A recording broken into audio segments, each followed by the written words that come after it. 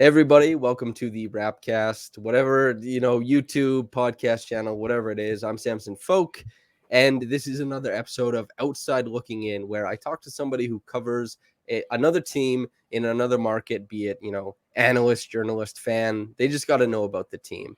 And I asked them, hey, what do you think about the Raptors? So that you, the Raptors fans, we can kind of gather consensus from every market in the league. But then you also get to learn about the team in their market. In this case, the Portland Trailblazers. And to talk about it with me is Eric Brandt of Blazers Uprise. And I just want to say, how you doing, man? I'm doing great. Just had some bombshell news of the Donovan Mitchell trade breaking a few minutes ago. So that's kind of shook up the whole NBA at the moment. Do you have flashbulb thoughts on it? I really like the move for the Cavs, not giving up Garland, obviously Mobley or Jared Allen. I felt like when I saw the trade, as long as they didn't give up any of those three and added Mitchell to that core, that it was going to be a good trade for them.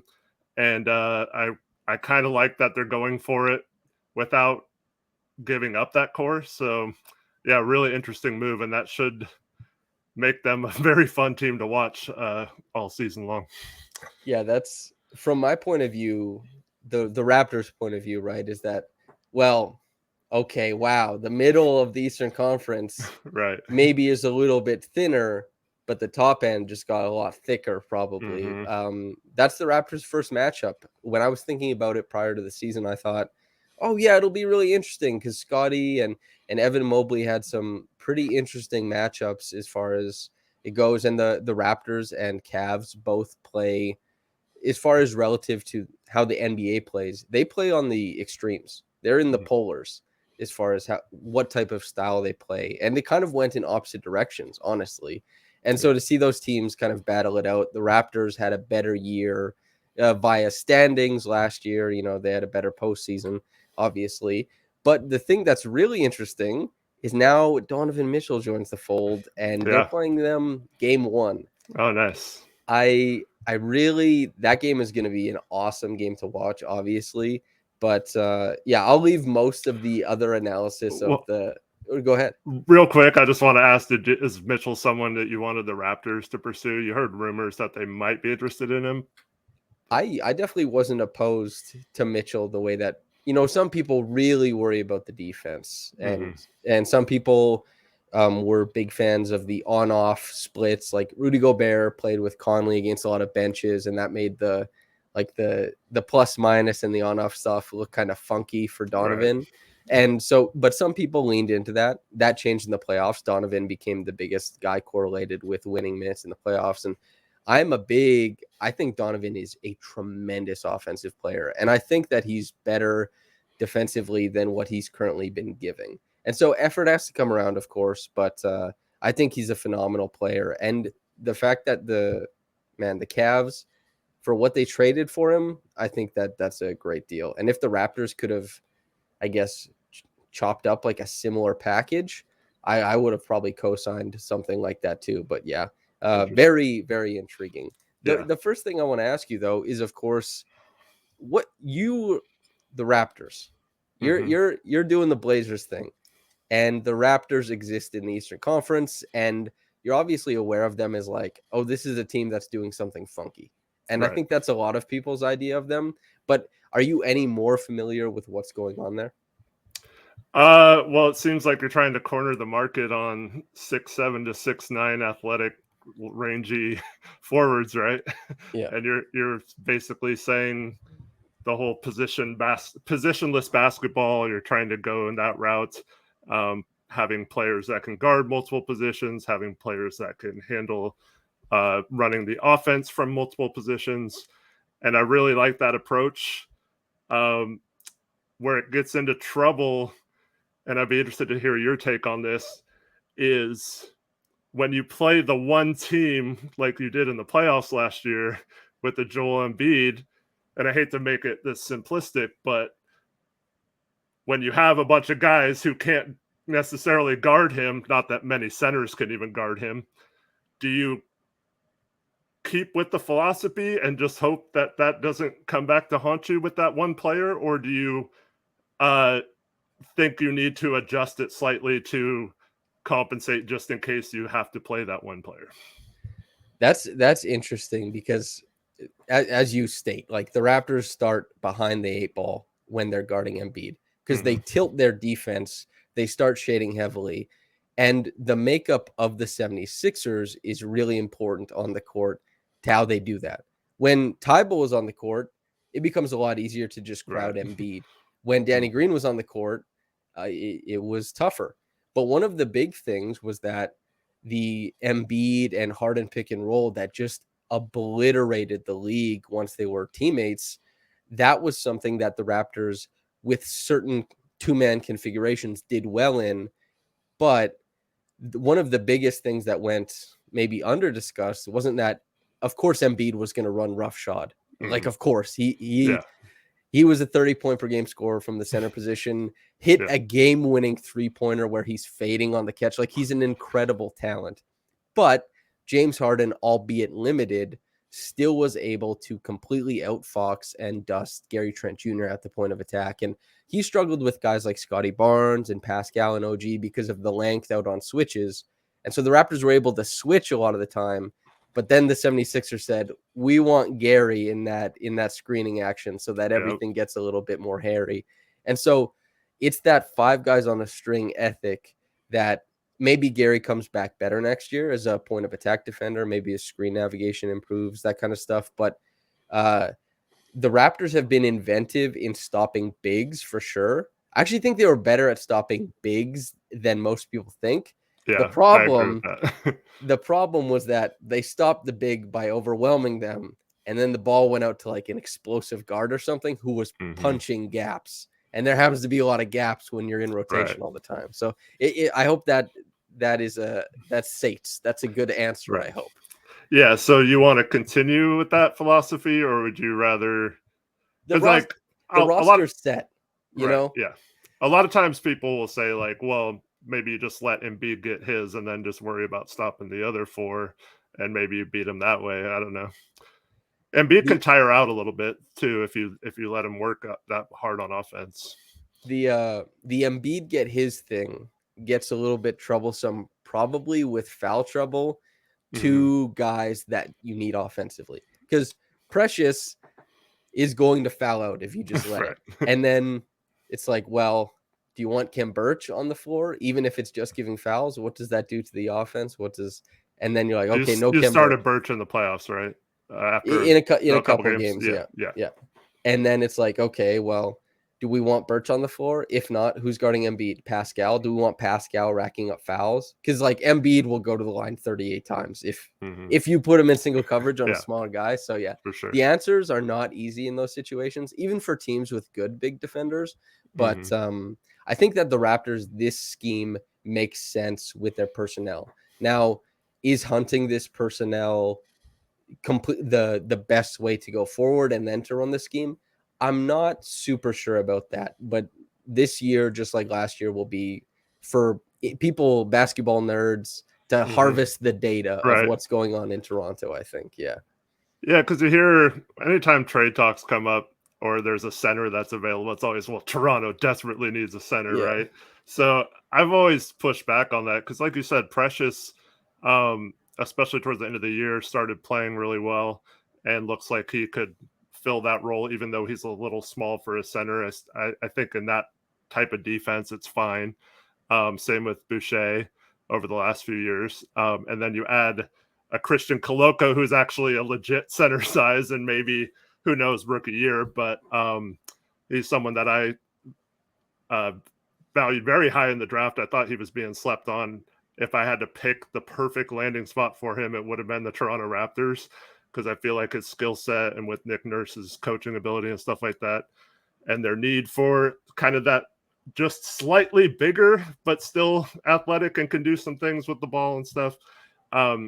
So I feel like you have a good mixture of players that can play center, and I don't think it's a huge need. I actually think that your guard depth is a much worse problem than the center position, and no one ever really seems to talk about it.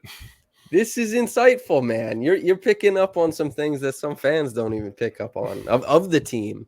Agreed.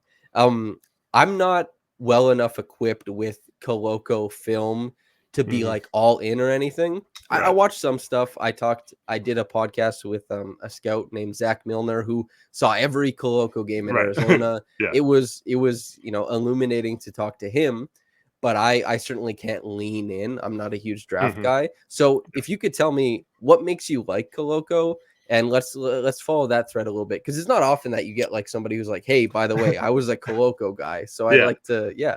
Well, first he's fairly athletic for his size. Finishes well around the hoop. He has some passing skills. They played him several times with another big, and they had a really good rapport. So I think he'll fit in well with all the passing forwards on the Raptors. His free throw percentage increased every year to a really respectable rate this year, which shows that maybe he has the work ethic and the ability to possibly expand his jumper out. Then you hear rumors that in workouts and at the combine and stuff, he was knocking down threes at a really good rate. So maybe there's some hidden potential there, both with playmaking and with shooting. And then you combine that with just obviously good defensive instincts, block shots well, times his blocks well. Is always in front of his man. They actually, it kind of ties into the Blazers. We had what I believe is a second round draft pick steal in Jabari Walker. And there was a game where Jabari Walker was just torching them, and they actually moved Koloko from the center position onto him, guarding him on the perimeter. So I think he fits in with like the Nick Nurse scheme of having players that can do multiple things on defense. So he can both guard the rim and possibly have, I hate to compare everyone who does this to a Bam Adebayo, but like, Yeah. that kind of thing where you feel fine if he has to switch on to a smaller player on the perimeter. It's not ideal, but you can get away with doing it. And those kind of players can definitely find a place in Nick Nurse's system. There's like the guys who can step out with 18, 15 seconds on the shot clock. Mm-hmm. Those are rare. Yes, but there's a slightly larger pool of guys who, 7, 6 seconds on the shot clock, like step out, see how it Mhm. works, because you can rotate over to help. They just have to, you got to stick them for a little bit, It's so we're talking about the draft. The Raptors and the Blazers were intertwined pre-draft because of rumors. Nothing, Yes. nothing corroborated by action. Mhm. This is all just reporting. OG Anunoby, the rumored package was like Josh Hart and number 7, I believe. Raptors fans were every team hates everything, Right. like Raptors fans were like, that's not enough. Even I looked at that when the reporting came out, and I was like, I think I'd like a little bit more for OG. Maybe you agree, maybe you don't. But what were your thoughts on, from the Blazers' point of view, OG being rumored to join Damian Lillard and the hopeful Renaissance era of Dame returning and things going well? Well, I heard the final ultimatum from the Raptors, or whatever you want to call it, was one of Nasir Little or Josh Hart, number 7, and a future first. And as much as I like OG, I think he would be the perfect small forward next to like a smallish backcourt, as you probably know as a Raptors fan. But I just think it's too much to give up for a player like OG. Whereas I lean pretty heavy into the draft, so I'm probably like a little biased, but just the chances of a top 10 pick and the whole tanking of the season it's like a lottery ticket. So like sitting here right now with Shaedon Sharpe and hoping that he's going to be like the best player in the draft, or, if in a redraft from 10 years, he could be, a top 5 pick or whatever. Giving that up for it's hard because I don't consider OG just like a role player. He's like an elite role player. If that borderline, could be better than that. And obviously defense is something that Portland really needed.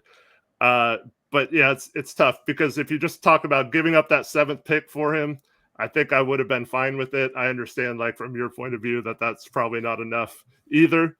But yeah, when it came to giving up other players and potentially another pick and stuff, I was just like, it's probably a little too much. And as much as I like OG and think he'd be a perfect fit, I kind of would just like to run with the young guys and hope that one of them develops to be better than him someday.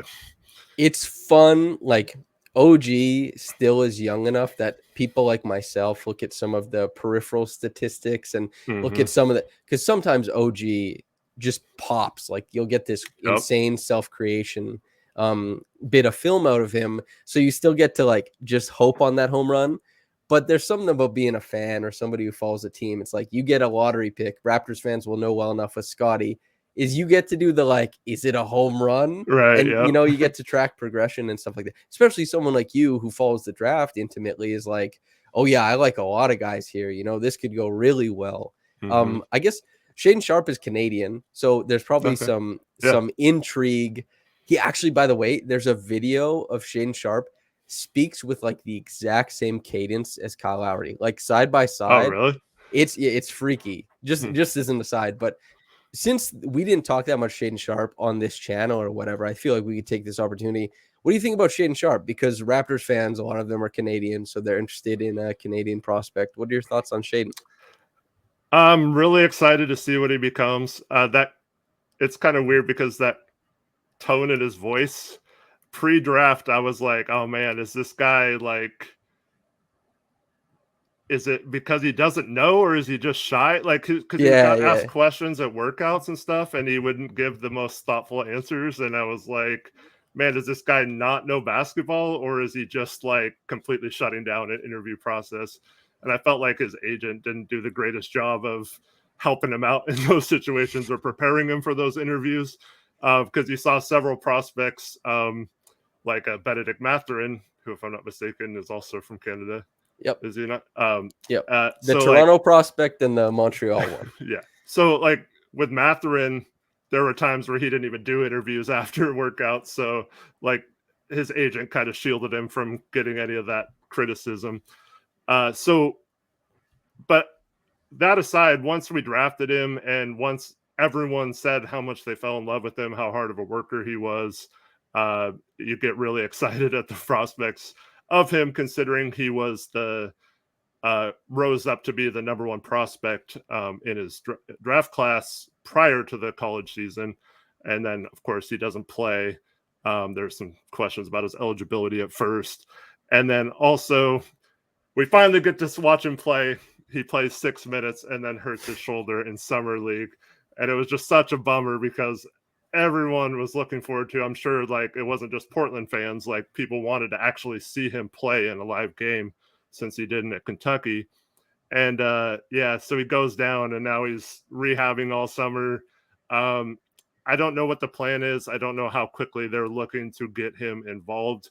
If it was up to me, I would prefer him to get some minutes or to be forced some minutes, just because if he sits out most of this year or doesn't play much other than garbage time, that's 2 full seasons before and since he's actually played in meaningful high school games. So I'd like him to get some game action and be kind of thrown into the fire and just see what you got in him. But at the same time, this team is very loaded at the positions he plays and have a lot of players, kind of the opposite of the Raptors roster. We're loaded at guard, you're loaded at forward. So I don't know how much time he's going to actually get this season, but I'm really excited to see what he could become. Okay, so the Blazers, we have Jeremy Grant, we have Ant Simons, Josh Hart, I think is always talked about as being underrated, but doesn't ever get into the overrated. Properly rated, yeah. He's good, man. Yeah. Like that's a guy who I'm like, he's gonna end up on a team and win a chip someday just because he plays such good basketball. Dame. So what are your expectations for this Blazers season? Do you think that they're gonna coalesce? The things are gonna shake out, they're gonna find an identity and run with it? Or are you expecting like a island of misfit toys kind of I guess expenditure? I wouldn't put it that way. I'd say I expect them to actually be a good cohesive unit and for the pieces to work. But at the same time, I always also think that about multiple other teams in the West as well. So even if they do put it all together, best case scenario, I think they're looking at like 4th or 5th seed. And that's if everything breaks right and they maybe get some injury luck with other teams while staying relatively healthy themselves.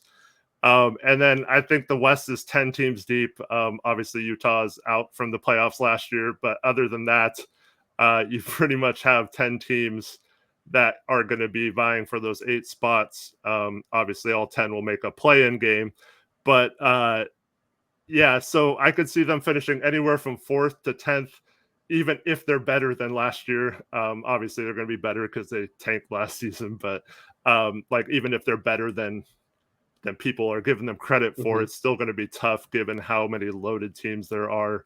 And you can make a case for it's like 6 or 7 teams being like a top 3 seed. So it's going to be so hard to get up into that range. So I think it'll be a successful season if they get into the playoffs without having to play in the play-in, and then maybe at least win a first round matchup or something like that.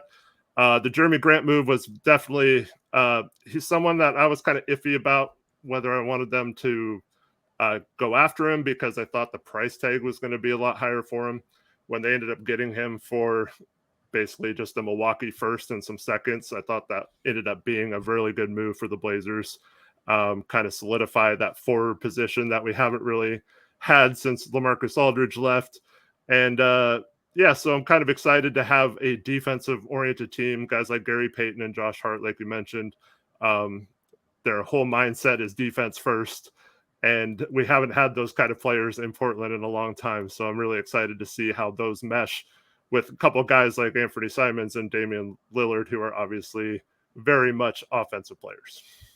That's what I'm really interested in, is like, you know, what identity do they craft? And for the longest time, it was your identity is that Dame is an insane supernova that can drive an offense to the finish line of a game in and game out. And before everything happened last season, that was his whole bag, was just this incredible aura offensively. And now he has to return to form. I don't think people should be like, Dame's going to be great, obviously, but he has to return to form. He's going to be a revenge tour. yeah, something like that would fit his play style, his personality a lot. But I'm very excited to see what it looks like.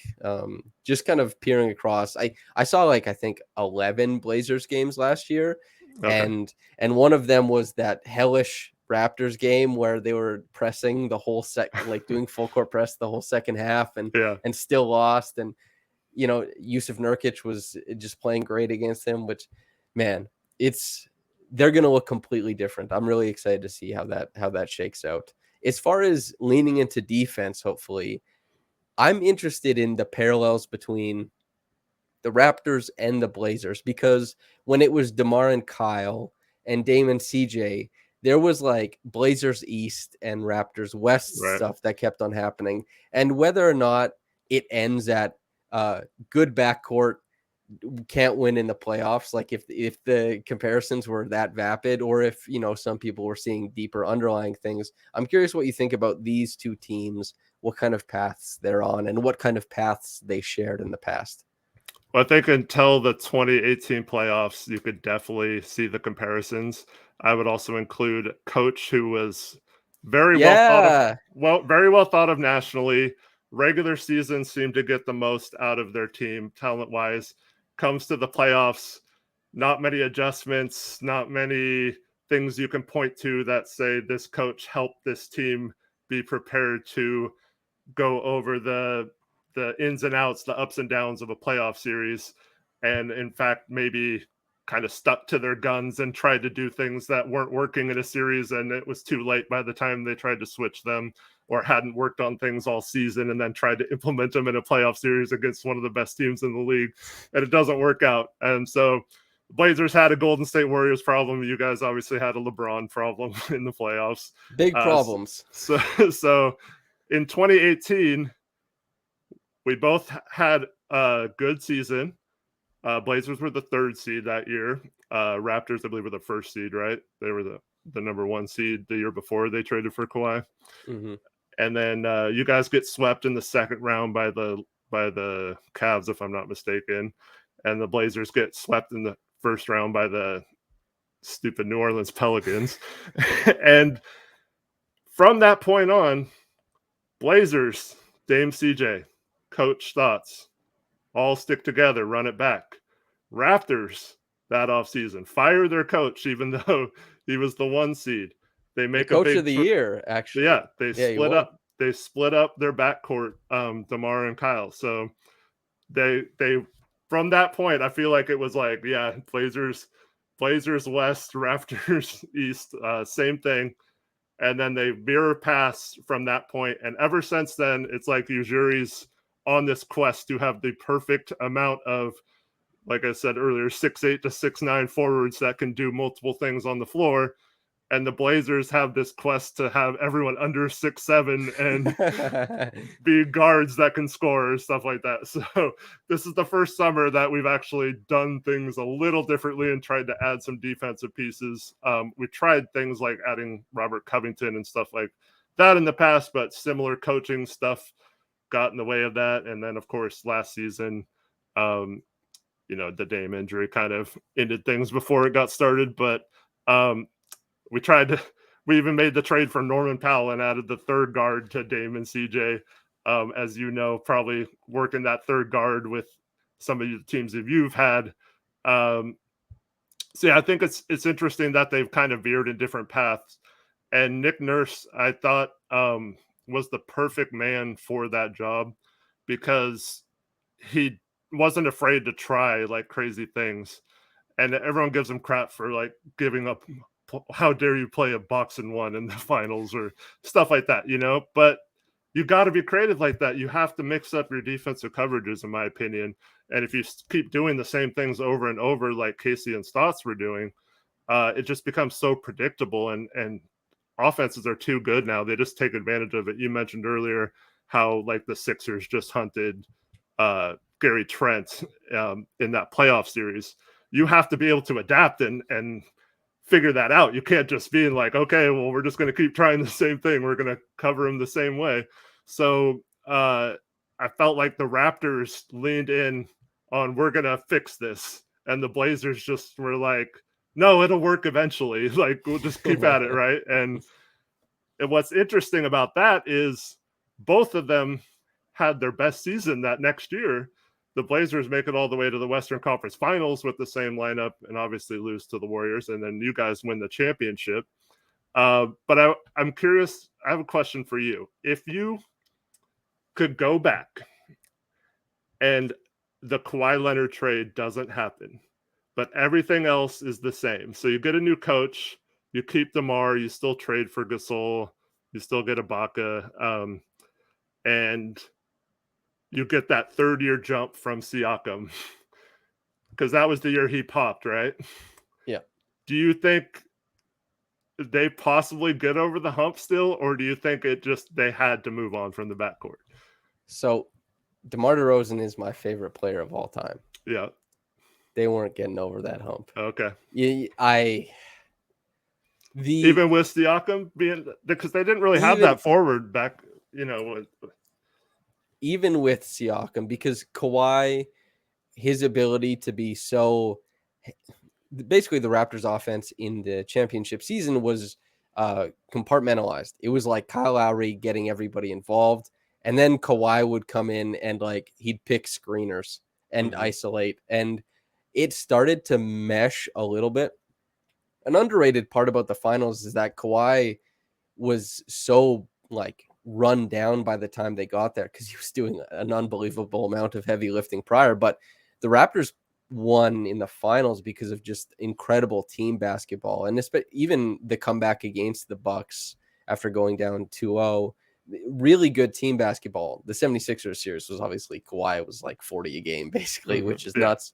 But DeMar, I think, probably would have made it so that Kyle didn't get to play just like this all-out point guard style, which affects Siakam's rise as like a tertiary scorer, and also like how Valanciunas plays with DeRozan. I just think there were too many things that might have hampered progress at that point. Mm-hmm. And then on top of that, even though DeMar is my favorite player ever, the gap between him and Kawhi, especially like Kawhi was the best player in the NBA for not for that season because of the load management, but for those playoffs, he was the best player there. And DeMar, as much as I love him, God bless him, he's not getting there. Right. And you need to get there to win chips. So I wish I could say yes. And you know, maybe I could even say, yeah, DeMar would do it. But yeah, I don't think that's the case. Yeah. It'd be interesting to see in like a parallel universe, like just stay in the course versus that. Because I always wonder that, because I think about it like, man, if they just fired Stotts after that, they split up the backcourt and like maybe got, I don't know, what if they get Kawhi or something, you know, the Blazers, or you know, not necessarily Kawhi, but or what if you add the right forward like like if the Blazers got Siakam and had him with Dame and CJ, could that team have gotten over the hump once Siakam became a good player?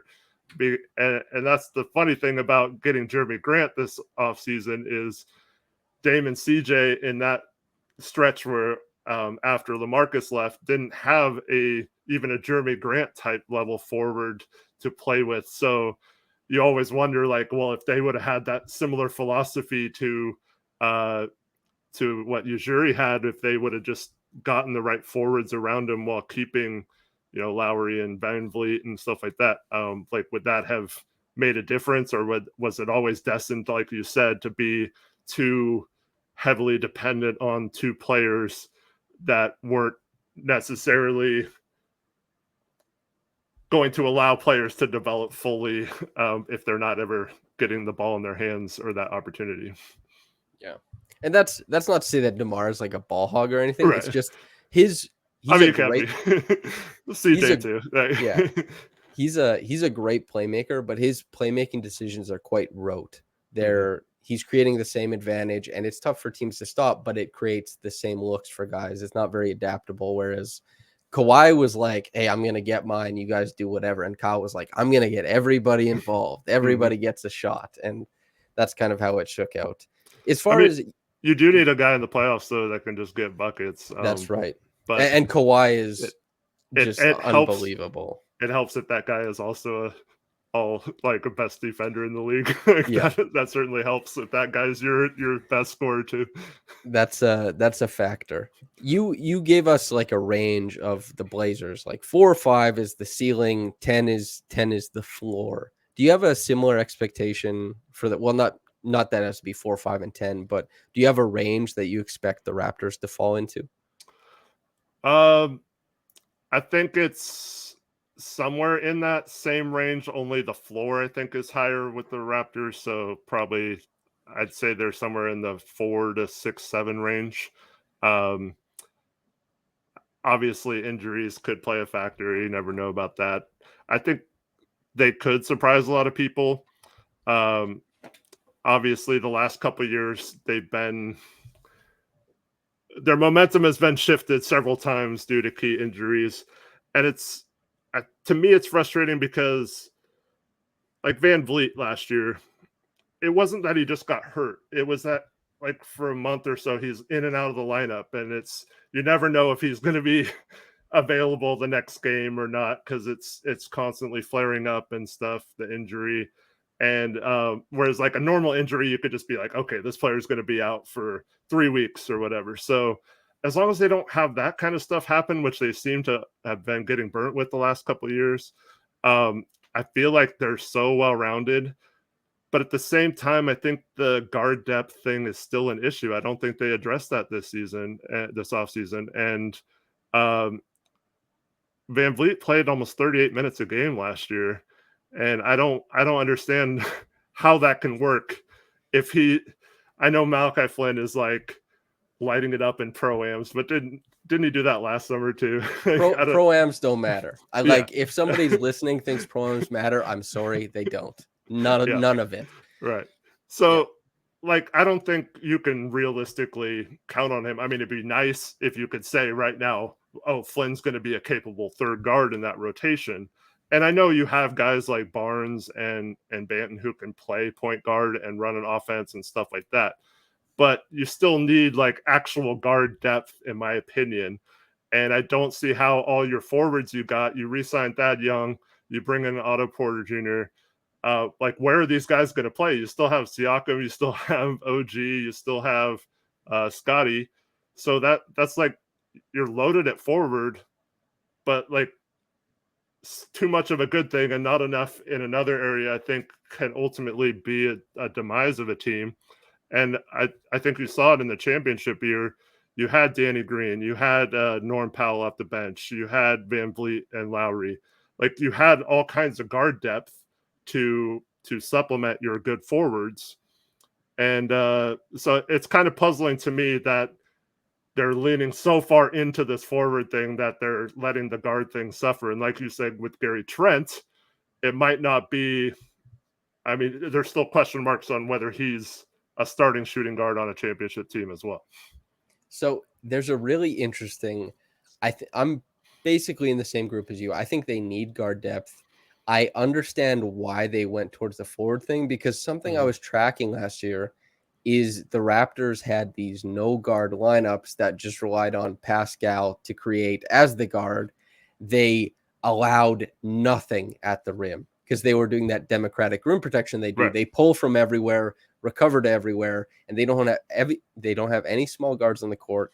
And on the other end, they rebound about 40% of their misses. Now, when I observed those lineups, I thought, and they won minutes, a lot of them. I thought this works because it's a change of pace.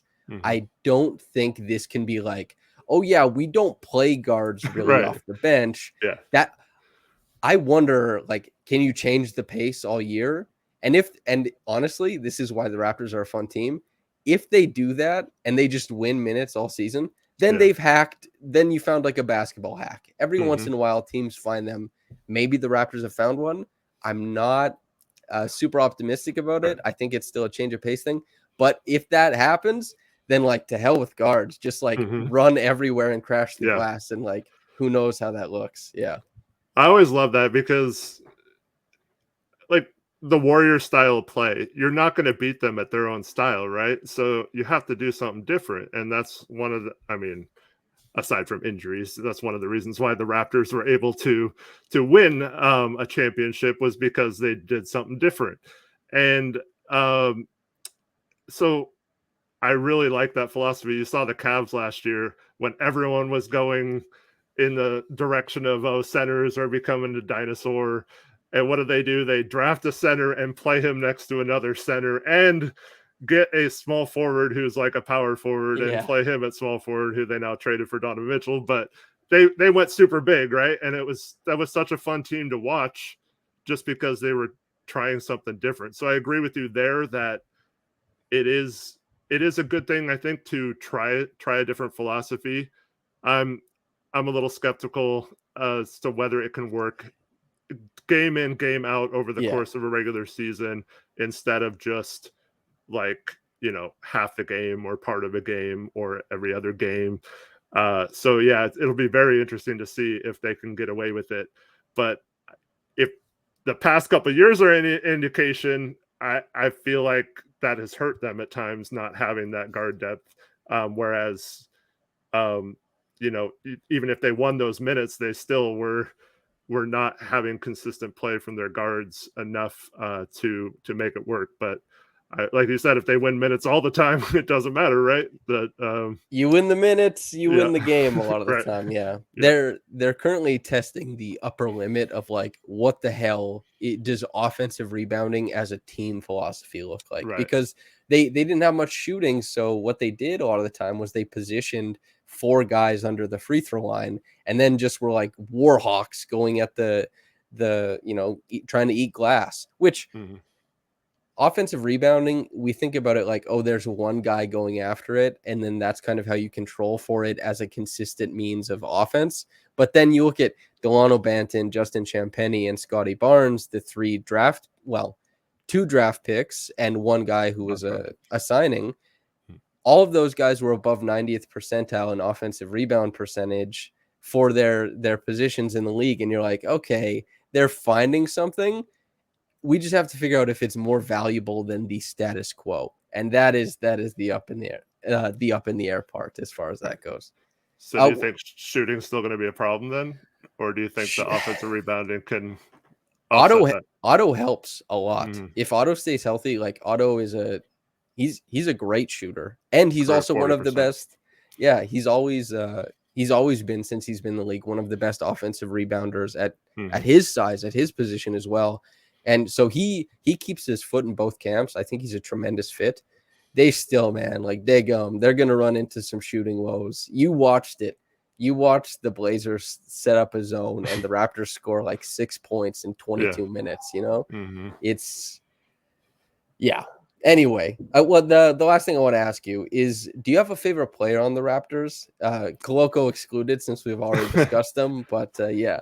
Man, I have so much respect for so many of them. They play the game the right way. I've always been a big Pascal Siakam fan.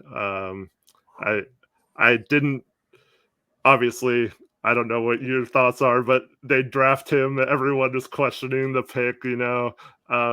I didn't really know much about him at the time either. That worked out well. And I'm a huge OG guy too, despite what I said earlier about not necessarily wanting to trade the 7th pick for him. I just wish those guys could stay healthy, man. It's stunting OG in particular, his growth, I feel like, but that was part of the reason why he slipped in the draft. He was coming off an ACL injury, I believe. So, but that was someone. Blazers had 3 first-round picks in that draft. They ended up trading 2 of them to move up to get Zach Collins, but OG was someone that I was really hoping that they would come away with one of those 3 picks. And yeah, so those 2 guys in particular, I've really had my eye on for a long time. And both of them would be such great fits in Portland. So that's kind of why I like them, is because I realize how much of an impact they have on games, and how much you need those guys to win in this league, and just respect the way they go about doing it. That's an excellent place to kind of wrap up our conversation. But we're not wrapped up until you get to plug all your stuff and tell the people where to follow you. And if they're interested to follow the Blazers at all this year, where should they be following? Well, you can follow me at Hoopshock on Twitter, and then myself and my friend Tori Jones have a YouTube channel called Blazers Uprise. We do twice weekly shows all year round, so even in the off season. And then we also have video content, and as well as do post-game shows after every Blazer game. So if you're interested in any of that, check us out on YouTube at Blazers Uprise. That's pretty much it. Don't really have much else going on other than that. Yeah, well, hey, listener, viewer, if it's on the podcast on YouTube, make sure you go follow this guy, because you know what? He did a better job talking about Koloko than a lot of people currently on the Raptors Republic staff. So he gave us insights that sure, we could go somewhere and get it. Sure, there's a couple people who could do it, but he probably knows more about Koloko than I do at this point. I gotta wait till the film comes on at the NBA level. But man, well, Eric, thank you so much. Yeah, I just want to say my son, who's 9 years old, last year, he's never really rooted for a basketball team, but all of a sudden he's like, I'm going to be a Raptors fan. And I was like, okay. He just likes the dinosaurs, obviously. Yeah. But, and then his name is Flynn. So, obviously having a player with his name on the back of his jersey on your team helps a little bit too. But yeah, so I might end up watching some Raptor games that I wouldn't have this year if he shows some interest in that. Not going to push him to being a fan of any particular team or anything, but I think that's cool that he just randomly picked them as their team. So I might actually have to watch a lot of games of theirs this year. The answer to the guard depth and your son's basketball happiness. Good Flynn minutes. Yes. Man. Eric, thanks for coming on. Thanks for having me, man. This is a lot of fun. I really appreciate it. Yeah, it was a blast. Listener, viewer, whichever it is, thanks for tuning in. Lots more of these to come, and I hope you've been enjoying them so far. Whether you got into this in the morning or at night, have a blessed day, and goodbye.